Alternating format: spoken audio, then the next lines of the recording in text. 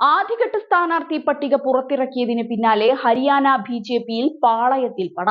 October 5 നടക്കുന്ന ഹരിയാന നിയമസഭാ തിരഞ്ഞെടുപ്പിനുള്ള 67 സ്ഥാനാർത്ഥികളുടെ ആദ്യ പട്ടിക കഴിഞ്ഞ ദിവസമായിരുന്നു ബിജെപി പുറത്തിറക്കിയത്. തൊട്ടു പിന്നാലെ നയബ് സൈനി മന്ത്രിസഭയിലെ മന്ത്രിമാർ ഉൾപ്പെടെയുള്ള മുതിർന്ന നേതാക്കൾ തന്നെ കടുത്ത അതൃപ്തി പ്രകടിപ്പിച്ച് രംഗത്തുവന്നു. സംസ്ഥാന ഊർജ വകുപ്പ് മന്ത്രി രഞ്ജിത് സിംഗ്, സഹമന്ത്രി ബിഷംബർ സിംഗ് ഭാൽമികി, രതിയ MLA ലക്ഷ്മൺ നാപ്പ, മുൻ മന്ത്രിമാരായ കരൺദേവ് കാംബോജ്, കവിത ജെയിൻ, MP സാവിത്രി ജിൻഡാൽ എന്നിവരാണ് പാർട്ടിയിൽ കലാപക്കൊടി ഉയർത്തിയിരിക്കുന്നത്. ബിജെപിയിൽ നിന്നും രാജി പ്രഖ്യാപിച്ച നാപ്പ ഡൽഹിയിൽ സംസ്ഥാനത്തെ പ്രതിപക്ഷ നേതാവ് ഭൂപീന്ദർ സിംഗ് ഹൂഡയുടെ സാന്നിധ്യത്തിൽ കോൺഗ്രസിൽ ചേരുകയായിരുന്നു. കോൺഗ്രസ് സംസ്ഥാന പ്രസിഡന്റ് ഉദയ് ഭാൻ, കോൺഗ്രസ് പാർട്ടിയുടെ മറ്റു മുതിർന്ന നേതാക്കൾ എന്നിവരും സ്വീകരണ ചടങ്ങിൽ പങ്കെടുത്തു. രതിയ മണ്ഡലത്തിൽ തന്നെ തഴഞ്ഞ് മുൻ സിർസ MP സുനിത ദുഗ്ഗലിനെ റാത്തിയെ മത്സരിപ്പിക്കാനുള്ള ബിജെപിയുടെ തീരുമാനമാണ് ലക്ഷ്മൺ നാപ്പയെ പ്രകോപിതനാക്കിയത്. പാർട്ടി നടത്തിയ എല്ലാ സർവേയിലും എന്നെക്കുറിച്ച് നല്ല അഭിപ്രായം ഉണ്ടായിരുന്നു. എന്നെ പിന്തുണയ്ക്കുന്നുവെന്ന് 80 മുതൽ 90 വരെയുള്ള സർപഞ്ചുമാർ പാർട്ടിയെ രേഖാമൂലം തന്നെ അറിയിച്ചു. എന്നിട്ടും തിരഞ്ഞെടുപ്പിൽ മത്സരിക്കാൻ ബിജെപി ടിക്കറ്റ് തന്നില്ല.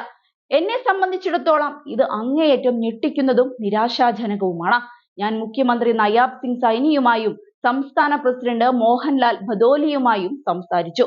എന്നിലോ എന്റെ ജോലിയിലോ എന്തെങ്കിലും പോരായ്മകൾ ഉണ്ടായിട്ടുണ്ടോ എന്ന് ഞാൻ അവരോട് ചോദിച്ചു. അവർക്ക് ഒന്നിനും മറുപടിയില്ലായിരുന്നു. എന്നെപ്പോലൊരു പ്രവർത്തകനെ പാർട്ടി പരിഗണിക്കാതിരിക്കുമ്പോൾ അവിടെ തുടരുന്നതിൽ ഒരു അർത്ഥവുമില്ല. അതുകൊണ്ട് ഞാൻ രാജിക്കത്ത് സമർപ്പിച്ചു. കോൺഗ്രസ് തനിക്ക് ടിക്കറ്റ് തന്നാലും ഇല്ലെങ്കിലും കോൺഗ്രസ് പാർട്ടിയുടെ പ്രവർത്തകൻ എന്ന നിലയിൽ എന്റെ സമുദായത്തിലെയും നിയോജക മണ്ഡലത്തിലെയും ജനങ്ങൾക്കു വേണ്ടി ഞാൻ തുടർന്നും പ്രവർത്തിക്കുമെന്ന് കോൺഗ്രസിൽ ചേർന്നതിനു പിന്നാലെ ലക്ഷ്മൺ നാപ്പ പറഞ്ഞു. അതിനിടെ ഹരിയാന ഊർജ മന്ത്രി രഞ്ജിത് സിംഗും രാജിവെച്ച് റാന്നിയയിൽ നിന്നും സ്വതന്ത്രനായി മത്സരിക്കുമെന്ന് അറിയിച്ചിട്ടുണ്ട്. ഞാൻ ദബ്വാലിയിൽ നിന്ന് മത്സരിക്കണമെന്നാണ് പാർട്ടി പറഞ്ഞത്. ഞാൻ അതിന് തയ്യാറല്ല. ഞാൻ റാന്നിയയിൽ നിന്ന് മാത്രമേ മത്സരിക്കൂ. റാന്നിയയിൽ നിന്ന് സ്വതന്ത്ര സ്ഥാനാർത്ഥിയായി മത്സരിക്കും. നാമനിർദ്ദേശ പത്രിക സമർപ്പിക്കേണ്ട തീയതി തീരുമാനിക്കാൻ സെപ്റ്റംബർ 8 എന്റെ അനുയായികളുടെ മറ്റൊരു യോഗം ചേരുമെന്ന് തന്റെ അനുയായികളുമായി നടത്തിയ കൂടിക്കാഴ്ചയ്ക്ക് ശേഷം സിംഗ് പറഞ്ഞു. ബിജെപി തനിക്ക് പാർട്ടി ടിക്കറ്റ് നൽകിയാലും ഇല്ലെങ്കിലും റാന്നിയ സീറ്റിൽ മത്സരിക്കുമെന്ന് സിംഗ് നേരത്തെ തന്നെ പ്രഖ്യാപിച്ചിരുന്നു. അതേസമയം ബിജെപി മന്ത്രി കോൺഗ്രസിൽ ചേരാനും സാധ്യതയേറെയാണ്. ലോക്സഭാ തിരഞ്ഞെടുപ്പിന് മുന്നോടിയായി ബിജെപിയിൽ ചേർന്ന് ഹിസാറിൽ മത്സരിച്ചെങ്കിലും പരാജയപ്പെട്ട സിംഗ് റാന്നിയിൽ നിന്ന് പാർട്ടി ടിക്കറ്റ് തേടുകയായിരുന്നു. ബിജെപി ബുധനാഴ്ച പുറത്തിറക്കിയ പട്ടികയിൽ റാന്നിയിൽ ശിഷ്പാൽ കാംബോജിന്റെ പേരാണുള്ളത്. INLD മേധാവിയും മുൻ മുഖ്യമന്ത്രിയുമായ ഓം പ്രകാശ് ചൌട്ടാലയുടെ സഹോദരനാണ് രഞ്ജിത് സിംഗ്. 2019 റാന്നിയിൽ നിന്ന് സ്വതന്ത്ര സ്ഥാനാർത്ഥിയായി വിജയിച്ച സിംഗ് ബിജെപിയെ പിന്തുണയ്ക്കുകയും ബിജെപി സർക്കാരിൽ അംഗമാവുകയുമായിരുന്നു. ലോക്സഭാ തിരഞ്ഞെടുപ്പിൽ ഹിസാറിൽ കോൺഗ്രസ് നേതാവ് ജയപ്രകാശിനോട് പരാജയപ്പെടുകയും ചെയ്തിരുന്നു. അതേസമയം ബിജെപിയുടെ ചീഫ് ഇലക്ഷൻ കമ്മിറ്റി യോഗം ചേർന്നിരുന്നു. യുവാക്കളെയും മുൻ MPമാർ ഉൾപ്പെടെയുള്ളവരെയും മത്സരത്തിനിറക്കുകയാണ് നേതൃത്വം. ദിവസങ്ങൾക്ക് മുൻപ് നിയമസഭാ തിരഞ്ഞെടുപ്പിന് 1 മാസം മാത്രം ബാക്കി നിൽക്കെ JJP MLA അടക്കം 3 MLAമാർ ബിജെപിയിൽ ചേർന്നത് ശ്രദ്ധേയമായിരുന്നു. ജനനായക് ജനതാ പാർട്ടി നേതാവ് ദേവേന്ദർ സിംഗ് ഭബ്ലിയും ഹരിയാന മുൻ മന്ത്രിയുമായിരുന്ന സത്പാൽ സാങ്വാൻ, സഞ്ജയ് കബ്ലാന എന്നിവരുമാണ് ബിജെപിയിൽ ചേർന്നത്.